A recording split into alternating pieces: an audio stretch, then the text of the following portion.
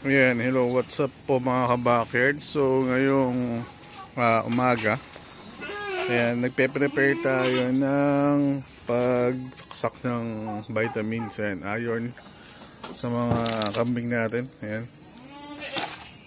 Tapos habang nagpe-prepare ako, ayan, naglalagay na rin kami ng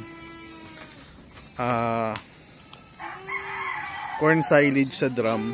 Ayan. So after ng malagyan ng corn silage yung drum, namin mo na yung butas, oh. Ayan, nilagyan ng molasses para yung fermentation niya tuloy-tuloy. Naman pa ba to? Ha? Yeah. Namin mo muna, paubos mo muna to. Lagyan mo na lang ng ano, haluan mo na lang ng molasses. Hindi natin yung ano.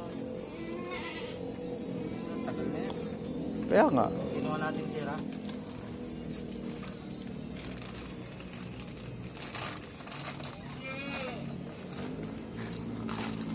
Yan. Tapos ito, mga pabo.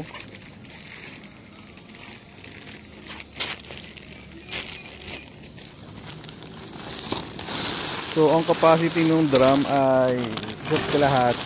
Isa't kalahati ba to? Dalawa. Yan. So, capacity ng drum, dalawa. Yan. Dalawa, maluwag pa.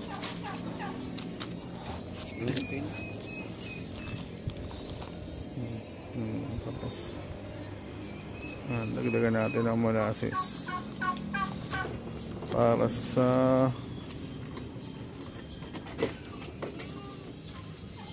pampabango sa fermentation din. Tapos yan. Pasok! Ito yung mga nate. Magkasaksak pa tayo eh. Shhh! Pasok! So ito yung mga upgraded natin na kambing. Baka may naghahanap dyan upgraded na kambing F1. Available tayo.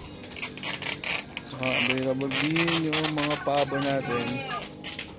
So para sigurado na walang moisture or walang hangin, naglalagay kami ng tape.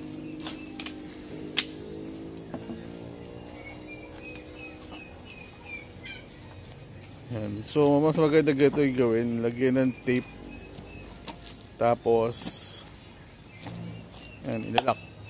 So yan, masigurado tayo na walang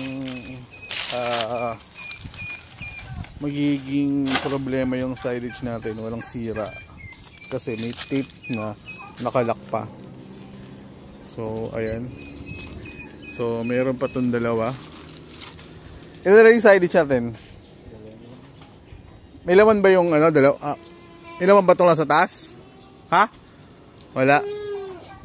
So ayan. So ngayon naman kasi nagpapawala kami ng mga kambing. Kaya sa umaga lang kami nagbibigay or sa hapon. So ganun lang ulit.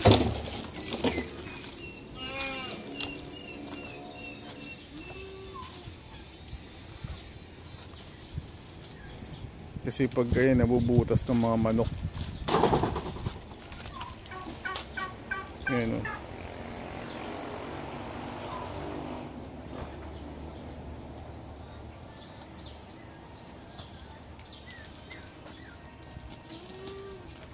Yan, nililipat din namin sa drum para sureball.